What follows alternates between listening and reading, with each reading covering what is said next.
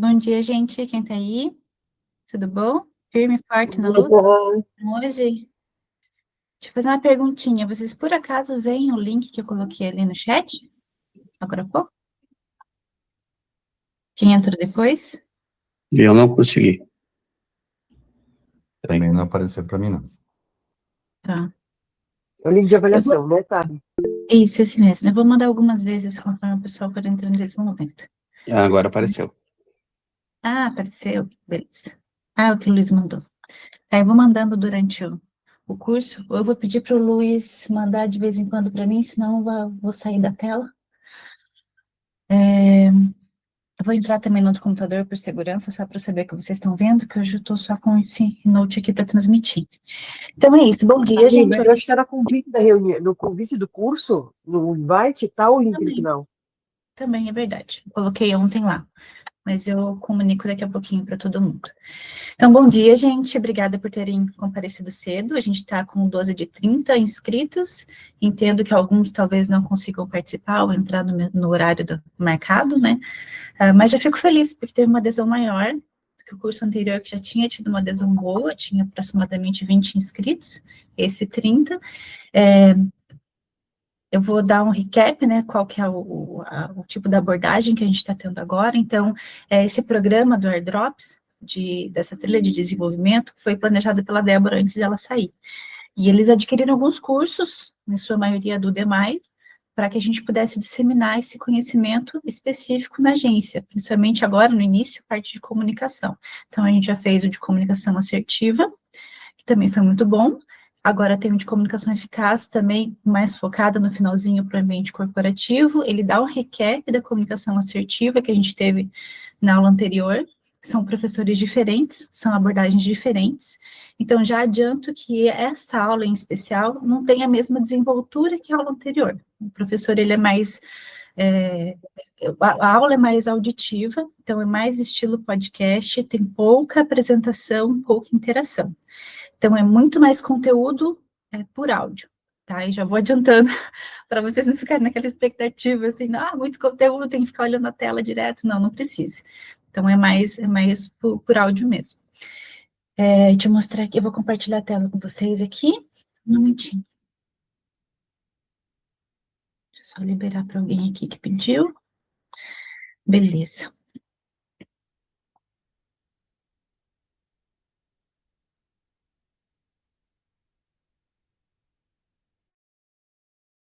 O fone aqui, então se vocês tiverem alguma observação durante o curso que ele vai estar sendo transmitido, vocês chamem por aqui, que eu vou estar ouvindo, ou se eu não responder por aqui, chame no Zap, que eu estou em paralelo aqui também, tá? Eu vou mostrar aqui a tela, então aqui vai ser a apresentação do curso, nosso programa aqui, eu tive que dividir em 2 dias, então hoje a gente vai falar até gestão do tempo. Então, vamos dar a introdução, a parte de inteligência emocional, estilos de comunicação, tem todo o programa aqui, e gestão do tempo. A gente vai parar aqui. Eu tomei a liberdade de aumentar um pouquinho o tempo, a velocidade de reprodução, para 1,25, porque eu entendi que esse professor falava um pouquinho mais, de uma forma mais lenta. Então, para a gente conseguir absorver melhor, eu aumentei um pouquinho a velocidade. Se vocês se sentirem incomodados por algum motivo, me avisem que eu volto no 1. Mas é que assim o nosso tempo vai dar certinho para hoje, para amanhã, com intervalo, tá? Não é ruim, é super bom de entender. Eu que falo de uma maneira lenta, para mim tá ótimo. Vamos lá. Avaliação. Eu dividi a avaliação em 2 dias. Vou mostrar para vocês. Opa, peraí, eu digitei errado aqui. Então, a avaliação eu mudei para 2 dias dessa vez e vou liberar com antecedência o link. Ele está no invite da nossa agenda. E eu coloquei no chat ali também para os que chegaram mais cedo. Então, eu vou fazer a avaliação de hoje e a avaliação de amanhã. São perguntas e respostas sugeridas pelo próprio professor, tá? Então, aqui tem a parte de inteligência emocional, que a gente vai começar a abordar. Depois, estilos de comunicação e depois gestão do tempo. Vocês podem fazer durante o curso, é um privilégio para quem está participando agora. Então, apareceu o tema, você já sabe qual é a pergunta, você já vai lá e responde, tá? De qualquer forma, vai ficar aberto por uns dias para vocês responderem depois, se vocês precisarem. Até amanhã eu libero o link do dia 2. Deixa Deixa eu ver aqui. Então, nosso programa hoje vai ser a primeira parte de mais ou menos 45 minutos, agora das 8h30 até 9h15, mais ou menos. A gente vai ter 10 minutinhos de intervalo, a gente volta, 9h25, para a segunda parte. E daí encerra às 10. Tá bom para todo mundo? Fechou? Não vejo ninguém, entendo que vocês concordaram. Eu vou dar um play aqui, então, para a gente começar o curso, ó, com 5 minutinhos de antecedência, para a gente até se ganhar esse tempo mais no intervalo, tá? Então, conforme a hora que eu começar o intervalo, eu já aviso vocês, ó, então temos 10 ou temos 15 minutinhos para a gente descansar e tomar um café, tá bom? Então, eu vou começar, bom curso para vocês, e qualquer coisa, gritem aqui no WhatsApp que eu tô online, tá bom? Que eu vou parar de ver vocês. Deixa eu dar.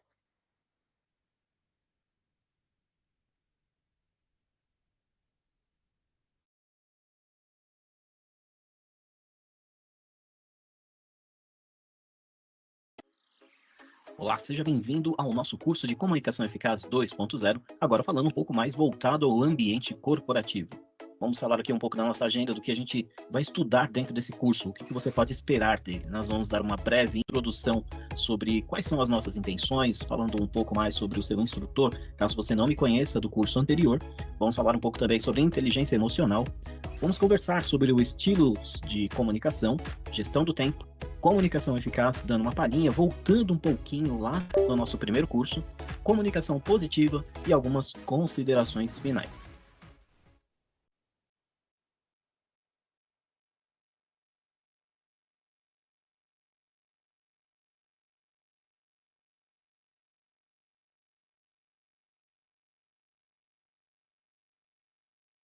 Sobre a introdução do nosso curso, é importante dizer de que é um curso de comunicação eficaz com um pouco mais de detalhes do que o anterior, onde nós voltamos ao tratamento do ambiente corporativo, e isso tanto faz no seu tratamento com o seu cliente interno ou externo, e até mesmo com os seus colegas de trabalho, porque de qualquer forma a intenção é otimizar a sua interação com as pessoas que você interage ali, as pessoas que você conversa durante o dia em virtude das suas atividades.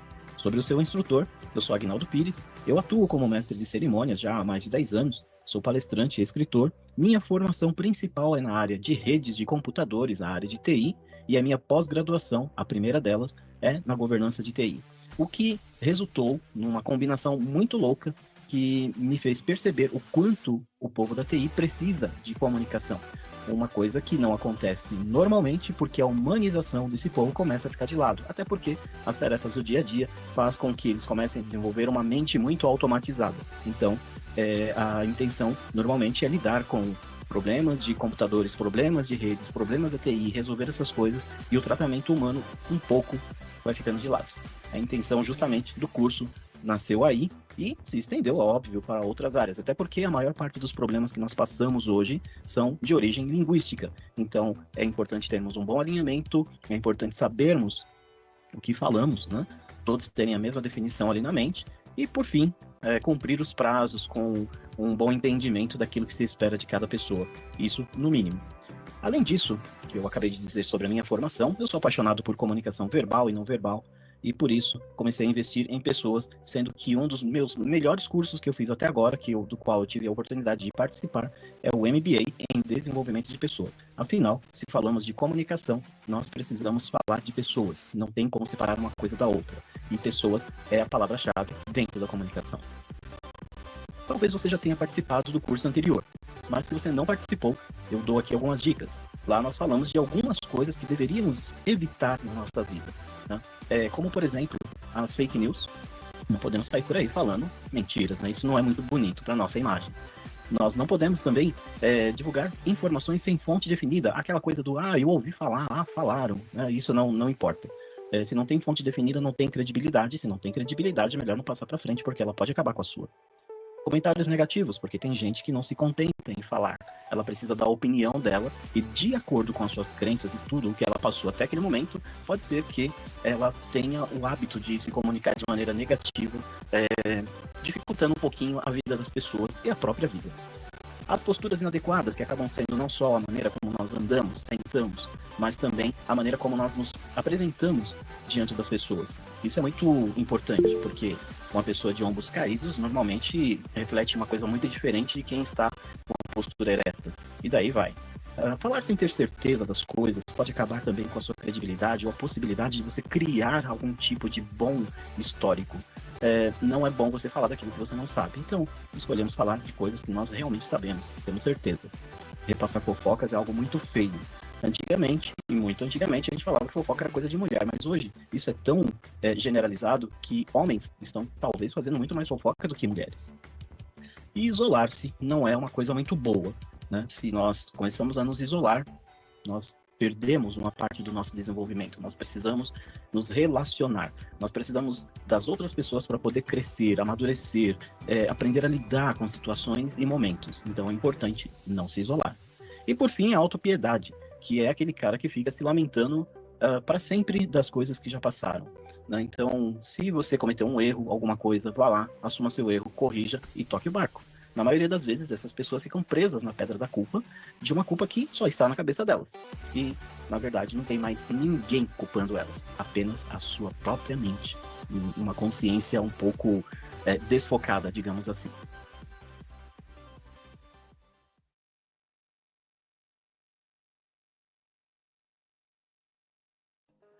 Hoje em dia, pode até parecer estranho falar que inteligência emocional é algo novo, um conceito relativamente novo, sendo discutido em várias esferas, em vários locais.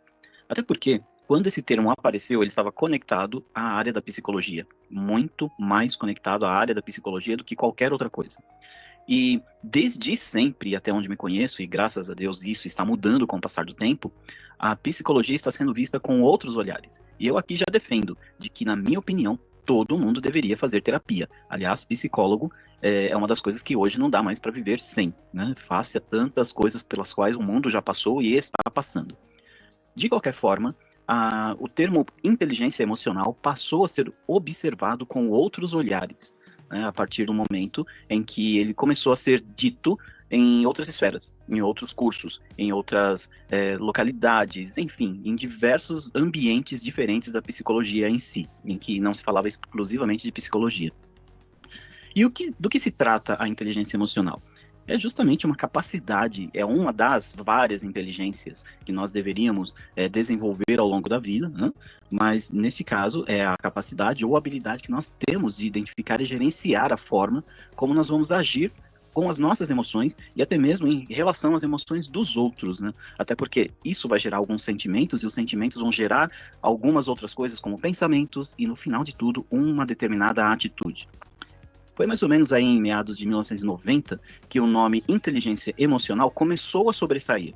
Até porque em 95 Daniel Goleman publicou um livro com esse título e tornou o termo um pouco mais popular, um alvo de estudos, até mesmo para quem vê hoje as questões de coaching, PNL, programação neurolinguística, né, e coisas relacionadas. Hoje se fala muito mais sobre inteligência emocional por causa desse tipo de abordagem. E quando nós falamos da saúde emocional, nós estamos falando da nossa capacidade em si de interpretar e administrar as próprias sensações, aquilo que está baseado nas variações de emoções que possam aparecer em determinados momentos. Porque se não sabemos lidar com essas emoções, certamente nós vamos nos tornar escravos do estresse, da ansiedade, vamos abrir portas para depressão e uma série de outras coisas. Então, se quisermos, né, se é do nosso interesse, proporcionar um ambiente mais agradável tanto para nós como para aqueles que estão ao nosso redor, é importante que coloquemos algum tipo de atenção sobre a saúde emocional. E nesse caso, talvez seja até necessário o auxílio de um profissional, seja ele da área de coaching, programação neurolinguística ou, principalmente, quem poderia ajudar muito mais com isso, na minha opinião, que seria um psicólogo. Mas, de qualquer forma, é importante dar atenção à sua saúde emocional. Até porque, se nós fizermos um paralelo entre um carro, né, que compremos, seja um carro novo, usado, mas vamos aqui pensar num carro novo, né? Não é somente entrar nele e andar até que ele se desgaste e nós vendamos e compramos outro. Não é isso. Ao longo do tempo, nós vamos precisar fazer alguns ajustes. Entre eles, um mais comum, que é o alinhamento e o balanceamento, para que o carro não saia lá tanto chacoalhando como uma máquina de lavar, né? Seria essa sensação, mais ou menos, que teríamos andando dentro de um carro que não passa por esse processo, por esse procedimento.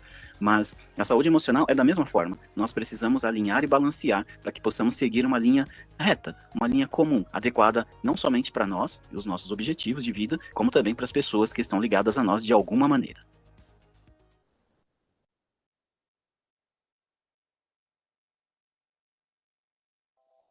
A inteligência emocional também possui alguns pilares, né? Os pilares, como em qualquer outra definição, é aquilo que sustenta alguma coisa. Nesse caso, sustenta a inteligência emocional, o conceito de inteligência emocional. Então, vamos falar um pouquinho sobre esses pilares, começando pelo autoconhecimento. Você sabe quem você é? Você sabe para onde você quer ir? Você sabe de onde você veio? É importante que você tenha essas definições, porque uma vez que você se autoconhece ou se dedica a se autoconhecer um pouco mais, você vai conseguir responder coisas do tipo quem eu sou, para o que eu sirvo, né? Qual é a minha intenção, quais são os meus planos a longo ou curto prazo.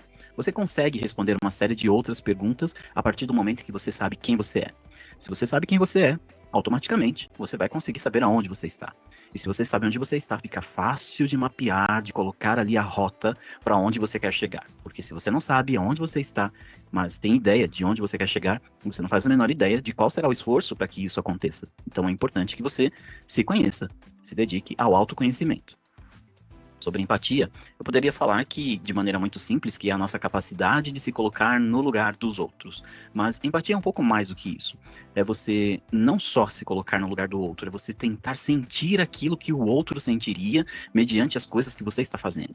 É você realmente assumir aquele lugar de uma forma completa, íntegra. Né? É você saber qual efeito que aquilo poderia trazer para sua vida. Então, a partir do momento que você tem a real empatia com as pessoas, você vai evitar determinadas coisas, você vai tentar ser uma pessoa mais útil para as outras, né? Porque você sabe, talvez você já tenha até ocupado o lugar daquela pessoa de verdade, né? Nas experiências da vida. E talvez você possa falar com muito mais propriedade sobre alguns determinados assuntos para esse tipo de pessoa, para que ela não passe pelas coisas pelas quais você já passou.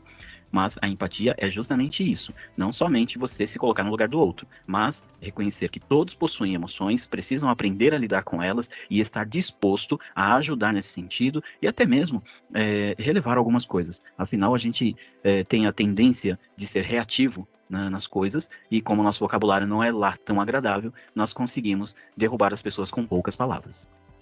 Sobre o autocontrole, é você gerenciar a si mesmo, suas emoções, suas reações e, principalmente, quem não tem domínio próprio acaba tendo um demônio próprio, porque você vai infernizar, entre aspas, a vida de outras pessoas. E isso não é legal, porque se eu respondo de uma maneira ruim a tudo aquilo que vem para mim como estímulo, eu não tenho autocontrole. Eu preciso saber filtrar algumas coisas para que essas coisas não tornem o ambiente e as relações ainda piores. Né? De repente, uma situação se apresenta, alguém vem estressado para cima da gente, mas se nós não tomarmos um controle, a direção daquele momento, pelo menos a nossa mente, para não responder na mesma intensidade, a gente vai criar um ping-pong que no final só vai crescendo e vai estourar do lado mais fraco, com certeza. Então o autocontrole faz toda a diferença quando falamos de inteligência emocional.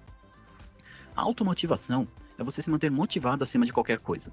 Mas esse se manter motivado, normalmente, quem não tem uma, digamos assim, uma intimidade muito grande com a inteligência emocional, se motiva somente pelo que os outros estão falando. Tem alguém lá, vamos, não pare de remar, não pare de seguir, continue a nadar, como diria Dory, né?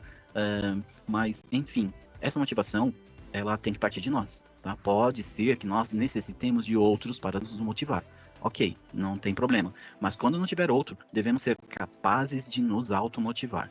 Porque senão, seremos dependentes de outras pessoas sempre, constantemente, e isso não está legal.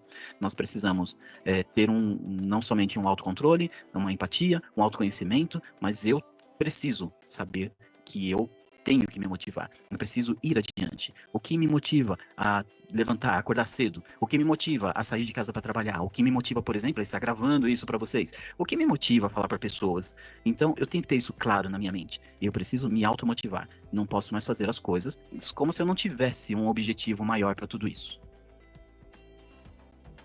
E as relações interpessoais, elas são necessárias, tá? Porque elas nos ajudam a crescer, nos ajudam a desenvolver habilidades que sozinhos nós não conseguimos fazer. Existem pessoas que passam o dia inteiro trancados dentro de casa, se envolvendo com as mesmas pessoas, absorvendo as mesmas coisas, e adivinha, o resultado final disso não é muito agradável, né? Porque a hora que ela precisa se relacionar com pessoas num âmbito, numa esfera um pouco maior, mais alta, ela não consegue, né? Ela acaba sendo insuficiente. Então, lembre-se, e eu deixo aqui uma frase que eu uso muito, que nós somos a média das 5 pessoas que nós mais convivemos. E isso não necessariamente precisa ser pessoas. Talvez você ouça podcast de uma única pessoa, talvez você assista filmes de um único tema, talvez você esteja ligado a livros de determinada origem, de determinado assunto, né? Então, tudo isso vai formando um pouco de nós, né? Então, é necessário que nós nos relacionemos com outras pessoas. Por exemplo, quando nós ganhamos ou compramos um cachorro, né, alguma coisa assim, da ninhada ali, novinho, não é recomendado de que com menos de 3 meses ele seja tirado dali do meio, né, dos irmãozinhos. Até porque ele precisa ter um certo contato com outros ali e começar a passar por algumas fases, como disputar a liderança, essas coisas. É lógico que em 3 meses é um período muito curto, mas para um animal que de certa forma, ele trabalha muito mais com instintos, né, do que qualquer outra coisa, e isso é importante. Então, da mesma forma, somos nós. Nós precisamos interagir com outras pessoas para desenvolver algumas habilidades. Se a gente não faz isso, fica difícil de trabalharmos com inteligência emocional diante de cada situação que se apresentar para a gente.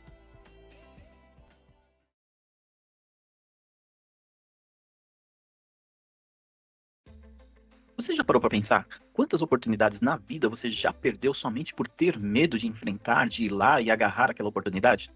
Pois é, quando isso acontece, nós nos tornamos um tanto quanto escravos do medo, porque é ele que acaba determinando algumas atitudes nas nossas vidas, ou até mesmo moldando o nosso caminho, né, definindo o nosso futuro, as nossas escolhas. E isso, às vezes, não é bom. E por que às vezes não é bom? Porque o medo tanto pode ter um lado bom como um lado ruim.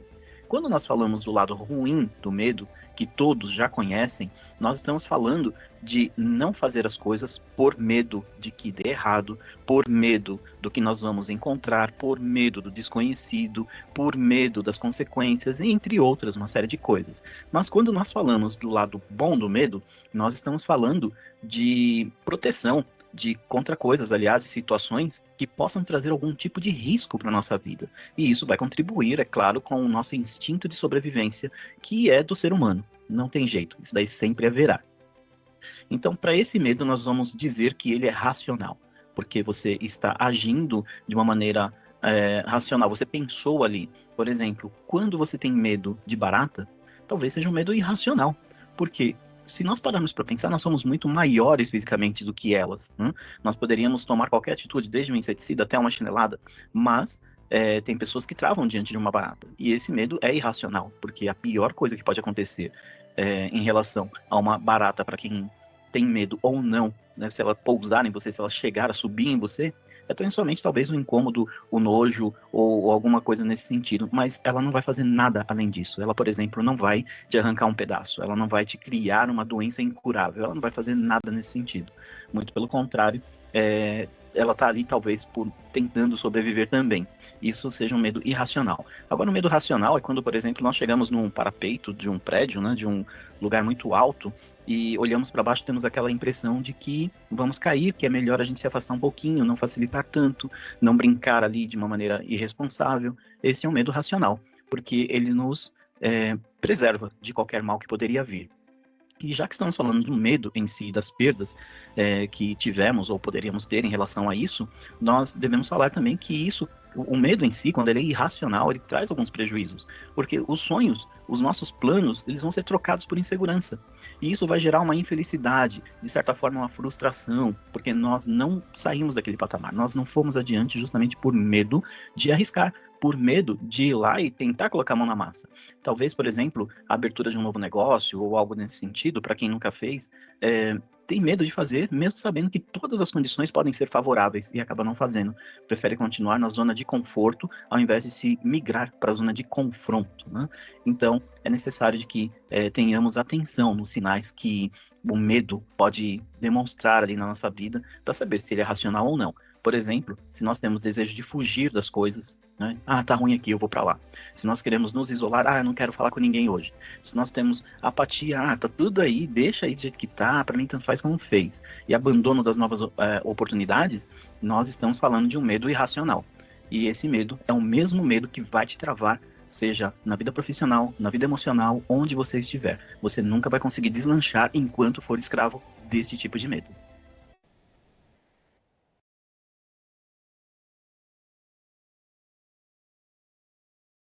Todas as vezes que nós usamos o termo gatilho, nós lembramos de algum tipo de dispositivo que dispara alguma coisa. Por exemplo, há um gatilho do revólver. Se você apertar ele ali, né, pressionar esse gatilho, normalmente ele vai disparar se o revólver estiver carregado, se estiver pronto para isso, né? Então, da mesma forma, existem outros gatilhos, mas no nosso caso aqui, o gatilho que interessa é o gatilho emocional. Por quê? Elas são palavras, são lugares, pessoas, situações, que quando são trazidos de volta à memória, trazem junto uma série de sentimentos, emoções, uma série de percepções, também, por que não falar traumas, né? Uma série de reações emocionais mesmo, que podem bagunçar todo o ambiente, principalmente o ambiente interno, o nosso ambiente interno. Então, a partir desse momento, se, por exemplo, uma pessoa da qual você tem uma determinada resistência ou passou por algum problema, for um gatilho emocional para você, pode ser que quando você entrar em contato com ela, você vai ter reações como raiva, vai ter reações como a tristeza, enfim, talvez você tenha pensamentos ruins a respeito dessa pessoa, talvez o melhor seja vocês não se encontrarem. Mas, enfim, o que eu quero dizer aqui é que os gatilhos emocionais, eles acabam influenciando muito na nossa vida, tá? Em todos os momentos, em todas as áreas. Gatilhos emocionais podem ocorrer tanto no ambiente profissional, como no ambiente pessoal, tá? Mas, assim, as situações, elas são tratadas de formas diferentes. Por exemplo, no ambiente profissional, você talvez tenha uma preferência maior por lidar, porque você depende mais dele ali. Agora, no ambiente pessoal, você acaba evitando a pessoa, você acaba não tratando aquilo. De qualquer maneira, o ideal é que quando você identificar algum gatilho emocional, você trate ele, tá? Por quê? Porque ele pode inicialmente te trazer algum tipo de prejuízo, como, por exemplo, as pessoas acharem que você não tem nenhuma estabilidade emocional, tá? E isso é muito ruim. Algumas pessoas podem querer te dar uma oportunidade para fazer alguma coisa boa, uma coisa nova, mas alguém vem e dá um feedback, olha, essa pessoa não tem estabilidade emocional não, horas está bem, horas está mal, horas não sei o que, tal. Mas é porque o que acontece dentro de você, você acaba não falando, né? Até porque se formos falar para todos, nem todo mundo vai entender, e é ruim isso. Mas esses efeitos acabam ficando um pouco nítidos. Então, aquilo que as pessoas veem são os efeitos externos, aquilo que está expresso, estampado na nossa face, né? Digamos assim. Hasteamos a bandeira do eu vi, passei por alguma coisa que não foi legal, me deixou assim, estou tentando trabalhar, mas nesse momento meu estado de humor é esse, para baixo. Né? Alguma coisa nesse sentido. E as pessoas tendem a interpretar isso de uma maneira muito negativa. Bom, como lidar com os gatilhos emocionais? Nós precisamos procurar ajuda especializada, na maioria das vezes, para tentar identificar a origem desses gatilhos. Porque não basta simplesmente eu saber que uma determinada palavra mexe comigo, dispara alguns sentimentos dentro de mim e me leva a algumas ações. Não basta isso. Eu preciso identificar a origem disso. Quando foi que isso nasceu? E às vezes, ou na maioria das vezes, precisamos de ajuda profissional para ir lá atrás resgatar isso. Bom, uma vez que você identifica a origem, você pode tratar de uma maneira muito mais simples, né? Então, através da terapia, por exemplo, ou através de sessões de programação neurolinguística, você vai mudando um pouco essa percepção. Ou seja, desassociando o sentimento àquela situação, àquela pessoa, àquela palavra, coisas do tipo. Até chegar ao ponto em que esses gatilhos não tenham mais efeito sobre as nossas emoções, tá? É justamente a maneira, esse é o caminho mais fácil. O caminho mais difícil é você identificar e você encarar você mesmo, né? Escolher, não, a partir de agora, esse gatilho aqui, ele não tem mais efeito sobre mim, e ponto. E aí você vai ter que assumir um compromisso com você, um autocompromisso de que nunca mais você será influenciado por aquele tipo de gatilho, tá? Então, todas as vezes que ele surgir, você vai lidar com ele com algum tipo de âncora, alguma coisa que você colocar na sua mente para poder lidar com a situação, com o próprio gatilho.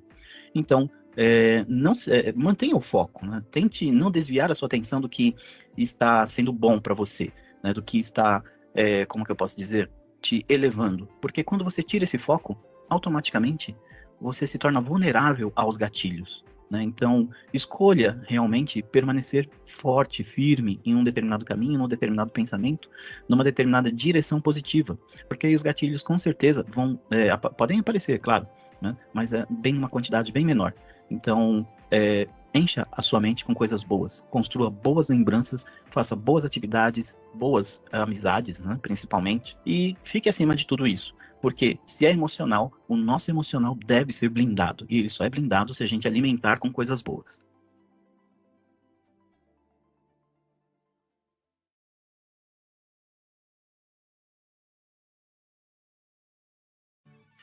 Vamos falar agora um pouco sobre as crenças limitantes. E assim como o próprio nome diz, são crenças que te impedem, que te limitam de normalmente se desenvolver, de crescer. E aqui, nesse contexto, as crenças limitantes te impedem de obter o sucesso em uma ou diversas áreas. E nós acabamos por estacionar, porque escolhemos, consciente ou inconscientemente, baseado nessas crenças, que aliás vêm sendo implementadas já há um longo tempo dentro de nós. Alguns casos desde crianças, onde nós acabamos ouvindo algumas frases que nos limitam, nos fazem acreditar que nós não podemos passar de determinado ponto, que só podemos chegar até ali.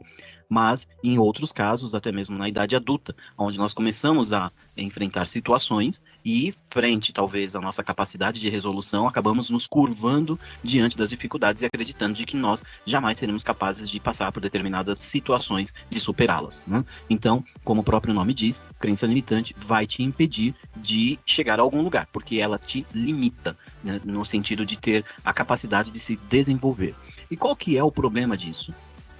O grande problema é que dentro do ambiente corporativo, as crenças limitantes talvez estejam ligadas aos pais, alguma coisa nesse sentido, né? E quando você precisa se dirigir a pessoas de cargo maior, cargo mais elevado, você acaba evitando aquelas situações, acaba fugindo delas, né? E isso pode trazer um certo atraso profissional para você, no crescimento profissional, porque você jamais enfrentaria aquelas pessoas, e quando eu falo enfrentar, não é enfrentar no sentido de debater, de brigar, não, é o sentido de você simplesmente se reportar, de trocar uma ideia, conversar, né, de talvez apresentar algum resultado, de se aproximar mesmo e se fazer perceptível diante dessas pessoas, né? Normalmente, dependendo da empresa, se ela é muito grande, as pessoas que estão no nível mais baixo, no sentido de ser operacional, se a gente olhar dentro da cadeia de processos e cargos ali, né? São pessoas que não são percebidas pelas pessoas de cargo mais alto, como, por exemplo, um diretor. O diretor nem sabe quem é que está lá no operacional, porque ele não precisa se reportar ou que essa área se reporte diretamente para ele. Sempre haverá vários intermediários, né? Então, nesse caso, um diretor não sabe, por exemplo, que o Zezinho é o cara que vai lá e aperta o botão da máquina para que a peça saia, né? Isso é muito comum. Mas se esse Zezinho precisar falar com o diretor em alguma ocasião, por exemplo, em um momento onde a empresa fez ali um momento de confraternização e o diretor chega, é o Zezinho que aperta, chega para ele, vai conversar com ele, o Zezinho se retrai todo porque ele não sabe se comportar diante de uma pessoa como essa, baseado nas crenças limitantes que ele traz de muito tempo ou talvez de curto tempo, não sei, aí vai de cada um. Mas essas crenças limitantes podem trazer esse tipo de problema. E como eu já falei, elas podem surgir tanto na infância, com os pais ou cuidadores, educadores, repetindo algo negativo para você, como, por exemplo, o que eu coloquei aqui, que a faculdade não é para pessoas do nosso nível, né? Ou, se você não escovar os dentes antes de dormir, as baratas vão te comer. Então, você está criando crenças na cabeça dessas pessoas, né? Nesse caso dos exemplos aí, na cabeça de crianças e adolescentes. E tem também as crenças que são imputadas na mente do adulto, né? Por exemplo, a pessoa acabou de sair lá de uma faculdade, está entrando no seu primeiro ou segundo emprego, e encontra aquele mau líder, né? Como eu costumo dizer, a pessoa que não está preparada para liderar, ela acaba te quebrando. E isso é muito ruim. E ela vai te dizer coisas do tipo, você nunca aprende, você é ineficiente, você é muito ruim nisso, você vai pra rua, e começa a falar um monte de coisa que vão encher na sua cabeça até o ponto de que a pessoa começa a acreditar naquilo. E aí, quando ela for realmente pra rua, quando ela for procurar um outro emprego, ela vai procurar uma coisa muito menor, onde ela tenha menos responsabilidade, onde ela tenha menos envolvimento com as pessoas, enfim, onde ela possa, de uma forma, ou amenizar ou acabar com todo um contexto que se assemelhe ao emprego anterior, onde ela deveria fazer algumas coisas. Então, as crenças limitantes podem ser criadas aí também. E como nós podemos eliminar esse tipo de coisa? É uma questão de escolha, né? Você precisa identificar, porque não podemos tratar aquilo que não identificamos, precisamos reconhecer isso, né? E, mais do que isso, ter o desejo de mudar. A ajuda do profissional ela é sempre bem-vinda, né? Mas você pode fazer isso por você mesmo. Lógico que é um caminho um pouco mais árduo, porque isso exige uma autodisciplina, você exige um compromisso seu com você mesmo, e isso talvez possa ser algo um pouco difícil de se fazer, sem uma supervisão. Mas se você puder compartilhar isso com um profissional, um psicólogo, alguma coisa nesse sentido, seria muito bom para que ele te direcionasse alguns exercícios, algumas reflexões que vão eliminar esse tipo de coisa. Mas, a grosso modo falando, identificou? Ok, você pega essa crença, deixa ela num cantinho e fala para ela, você não tem mais influência sobre mim. E a partir daí, ela não mais pode voltar, sair daquele patamar onde você deixou, né? Não tira ela de lá, deixa ela lá. E cada situação que você tiver que enfrentar e que estas crenças insistirem em aparecer, não ligue para elas, enfrente a situação. Né? Você precisa ter coragem, você precisa ter determinação. E talvez esse ponto que seja o mais difícil seja aquele que vai fazer você ir muito mais longe, eliminando essas crenças.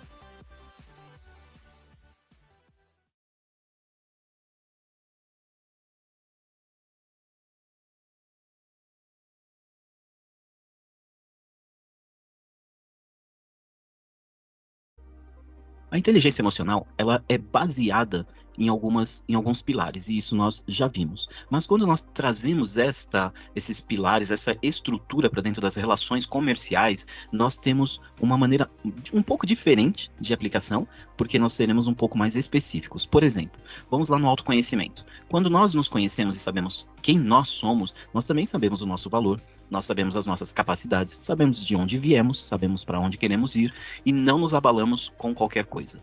Então, o interessante nesse caso é que quando nós nos conhecemos, não é qualquer crítica ou comentário que vai nos tirar do caminho, não, porque nós sabemos onde queremos chegar. Então, nós eliminamos mesmo alguns comentários, eliminamos mesmo algumas críticas, né? Elas vêm fantasiadas de feedback, mas na verdade são críticas, né? Mas nós escolhemos, acreditamos ou não. Isso pode inclusive se tornar uma crença limitante, como nós falamos no capítulo anterior, o rapport. Esse aqui é um caso muito interessante.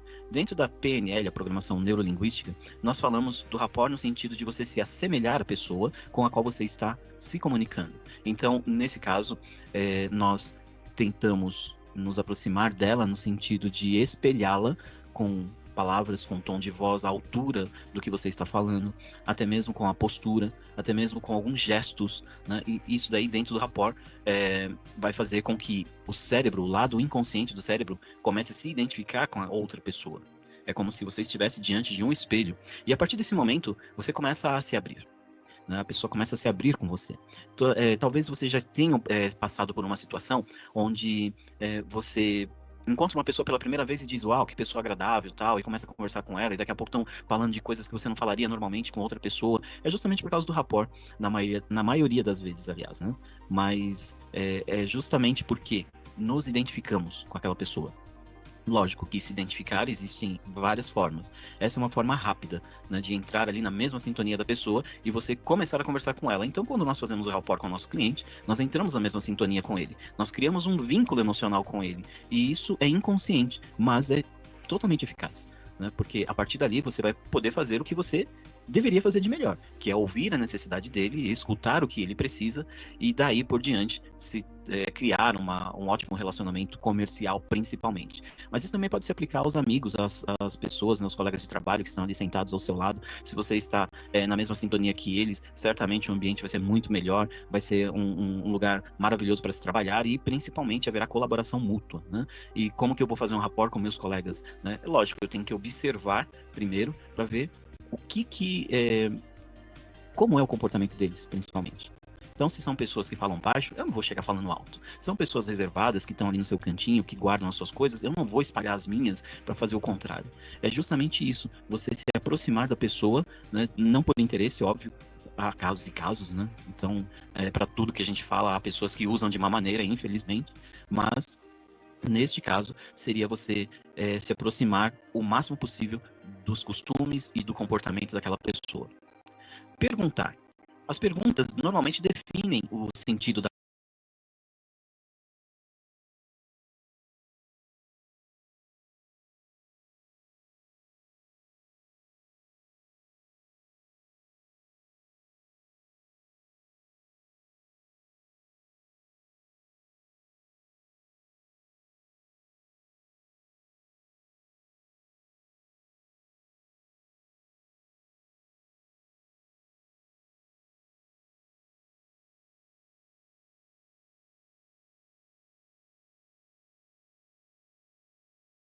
do que é a sua necessidade. Nós vamos a fundo, nós vamos colocar um pouco de empatia em cima disso, para poder entender do que ela precisa e como nós poderíamos ajudá-la a chegar aonde ela precisa, levar a solução para ela e não empurrar qualquer coisa por ela abaixo. Outro detalhe é a disponibilidade. Esteja disponível para os clientes, né? Principalmente quando eles precisarem, porque isso pode ser muito diferencial. Vende o produto, né? E deixa o cliente não funciona nada. E na maioria das vezes, quando há algum problema, ele volta para o vendedor, ele volta para a pessoa que forneceu a solução, porque ele não sabe para onde ir. E a questão é que nós direcionemos essas pessoas para os canais corretos, que demos, dar atenção, na verdade, para essas pessoas de uma maneira adequada, né? Que nós possamos ser amigos dessas pessoas no sentido de, olha, não sou eu que resolvo, mas eu vou te passar o telefone aqui da pessoa. No domingo, às 3 horas da tarde, eu te atendo e te direciono. Não posso fazer nada por você, mas eu posso te direcionar para quem faça. E assim por diante. Isso seria mais ou menos utilizar a inteligência emocional focada nas relações comerciais, né? Você está ali para ser inteligente no lugar certo, na hora certa, com as emoções corretas.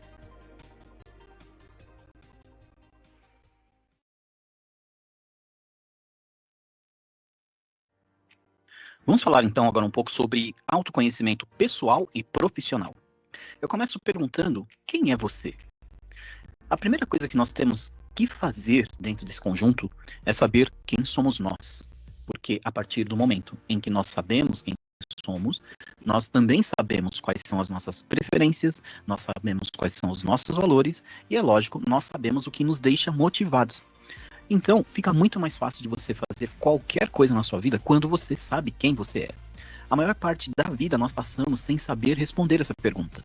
Algumas pessoas dedicam parte da sua vida para tentar responder essa pergunta e quase sempre nem conseguem. Mas ela é muito simples. Nós precisamos observar os detalhes das coisas que estão ao nosso redor. O nosso próprio comportamento. Nós somos especialistas em ver o comportamento dos outros, mas os nossos acabamos por não perceber. Então, a partir desse momento, nós vamos perceber que eu gosto mais de doce do que de salgado. Eu gosto mais de cozinhar do que de lavar roupa. Eu gosto mais de falar do que escrever. E ir se conhecendo. Construir mesmo o seu perfil para você, né, para que você se autoconheça. Para que você saiba quais são as coisas que te deixam motivado, o que te faz levantar da cama pela manhã, né? Qual é o pensamento que te leva a fazer isso, o que te faz sair para trabalhar. Há uma motivação para isso e daí você vai preenchendo essas lacunas até que um dia você comece a direcionar a sua vida em relação a elas. Ou seja, se eu hoje levanto da minha cama para ir trabalhar tão e somente porque eu preciso do dinheiro, mas eu não gosto do que eu faço, então eu vou descobrir o que eu gosto de fazer para poder direcionar a minha vida para isso. E isso é autoconhecimento. E quando nós falamos no profissional, que tipo de trabalho você faria até de graça? Porque quando a gente gosta do que a gente faz, a gente não vê o tempo passar, a gente não se importa em ter que trabalhar horas naquilo, a gente não se importa em ficar ali focado na coisa enquanto o resultado não aparece. Isso é realmente algo que nos preenche quando nós gostamos do que estamos fazendo. Mas, como complemento disso, o que te deixa indignado? Né? Isso pode trazer muitas respostas para você. De repente, você fica indignado porque as pessoas não cumprem a lei, e aí você vai descobrindo que se você fosse um delegado de polícia, por exemplo, você trabalharia até de graça se fosse necessário, porque você gosta de fazer esse tipo de coisa. E por fim, onde você gostaria de estar daqui a 5 anos, como você se vê daqui a 5 anos. Não adianta nada a gente preencher todas essas lacunas anteriores que eu falei, mas você não saber onde você quer chegar. Você tem que ter uma meta. Todos nós devemos ter uma meta. Aonde nós queremos estar daqui a longo ou curto prazo. Porque essas metas vão direcionando a gente. É muito comum, tá? Infelizmente é muito comum. Eu converso com muitas pessoas e a maioria delas apenas vive no automático. Não sabe para onde querem ir, não sabe o que querem fazer. Ah, tá bom, aqui onde eu tô, já comprei minha casa, então eu tô tranquilo, não quero mais fazer nada. Ah, troquei de carro, tá bom. Tô no emprego aqui que logo vou me aposentar. Não querem se ver no futuro, como se a vida se resumisse tão somente aquilo. E isso não é bom. É necessário que nós tenhamos uma visão um pouco mais ampla. Porque a vida, meu caro, ou minha cara, é muito mais do que simplesmente você trabalhar, pagar contas e voltar para casa, dormir e renovar esse ciclo a cada dia. Pense nisso.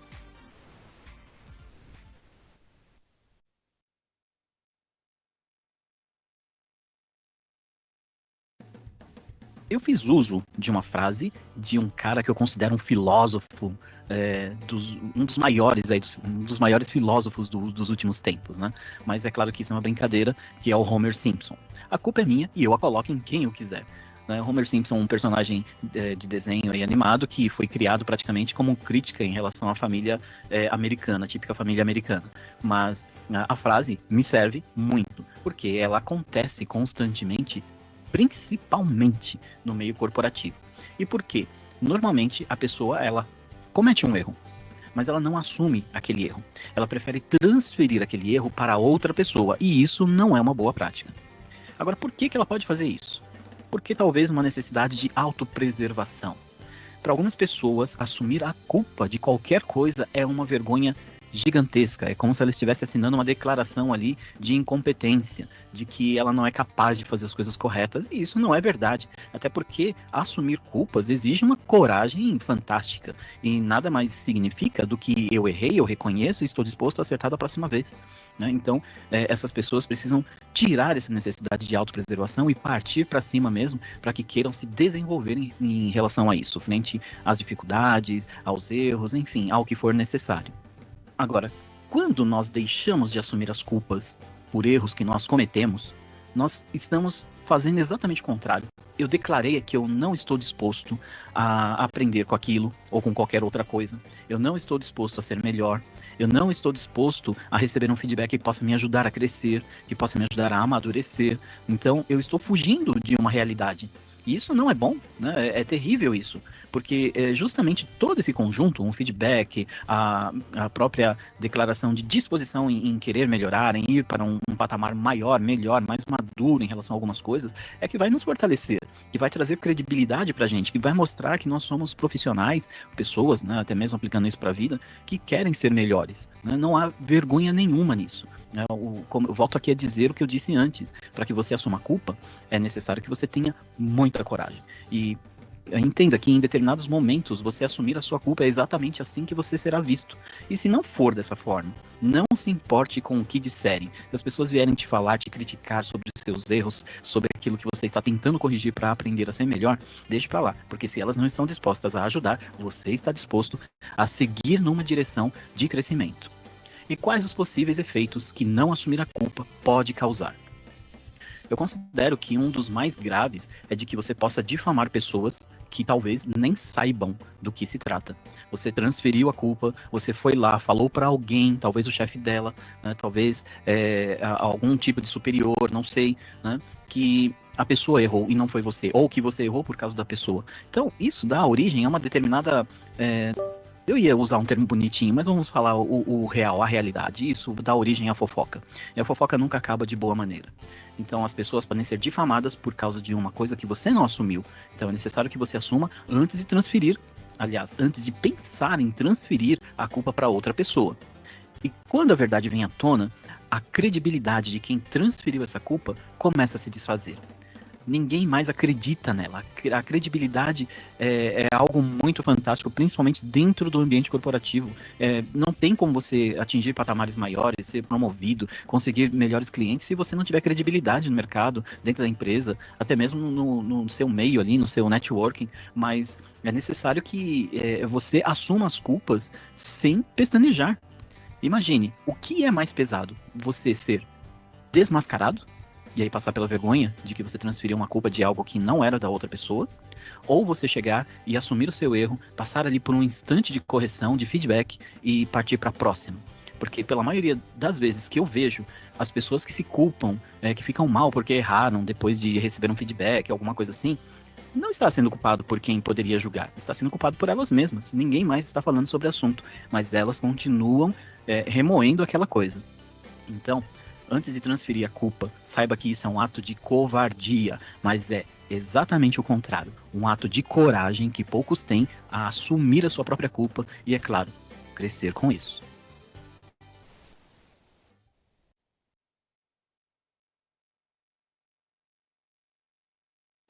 Quero deixar aqui algumas dicas de estudo sobre inteligência emocional, né? São livros que contribuíram, inclusive, para que esse curso fosse criado. O primeiro deles é Emoções Inteligentes, Governe Sua Vida Emocional e Assuma o Controle da Sua Existência.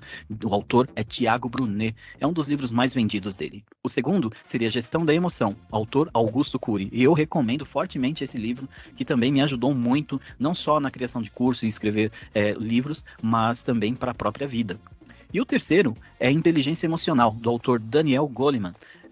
Esse livro é um marco, porque foi a partir desse livro, a partir de estudos que ele fez, aliás, antes desse livro, para que desse origem a essa obra fantástica, que o tema inteligência emocional começou a tomar espaço no mercado, começou a ser dito, começou a ser conhecido por várias pessoas. Então, eu sugiro que você tenha aí na sua cabeceira, na sua lista de leituras, Inteligência Emocional, de Daniel Goleman.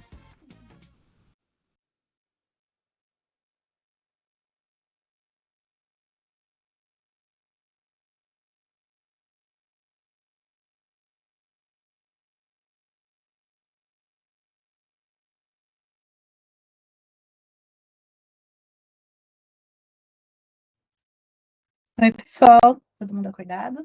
Firme e Sim. forte? Sim. Pessoal, obrigada. A gente vai fazer um intervalinho agora de 14 minutos cronometrados, para a gente acabar 10 horas certinho. Então, a gente volta às 9h24, tá? Então, tomar um cafezinho, ir no banheiro, papear no corredor, depois a gente conversa, tá bom? Obrigada, gente, até daqui a pouco. 9h24.